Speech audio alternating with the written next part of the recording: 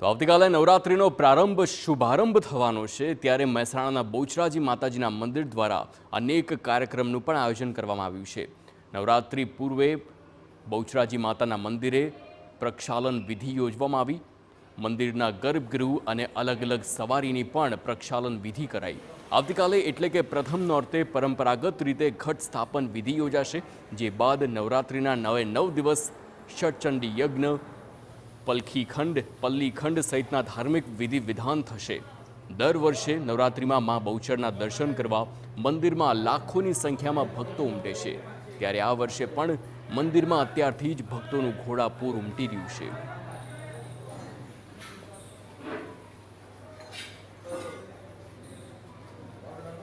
ચૈત્ર નવરાત્રિ અને આસો નવરાત્રિના આગળના દિવસે એટલે કે ફાગણ મહિનાની અમાસ અને ભાદરવા મહિનાની અમાસના દિવસે બહુચરાજી મંદિરની અંદર ખાસ પ્રક્ષાલન વિધિ કરવામાં આવતી હોય છે, જેની અંદર માતાજીની જે અલગ અલગ સવારીઓ છે, એના જે આયુધો છે, માતાજીના આભૂષણો છે, પૂજાની અંદર જે કંઈ વાસણો વપરાતા હોય છે, આ તમામ વસ્તુઓનું શુદ્ધિકરણ એટલે કે એની પ્રક્ષાલન વિધિ કરવામાં આવતી હોય છે, જેની અંદર ખાસ ભક્તો પણ ભાગ લેતા હોય છે અને દરેક ભક્તોને આ પ્રક્ષાલન વિધિની અંદર લાભ અહીંયા મંદિર તરફથી આપવામાં આવે છે। માં જગદંબા બહુચરાંબિકાની જે બે મહાનવરાત્રિ આવતી હોય છે, એના આગળના દિવસે માતાજીના મંદિર, માતાજીના વાહનો, માતાજીની સવારી, તેમના આભૂષણો, તેમના જે વપરાતા જે શસ્ત્ર સામગ્રી, વાસણો, એની શુદ્ધિકરણ કરવામાં આવે છે।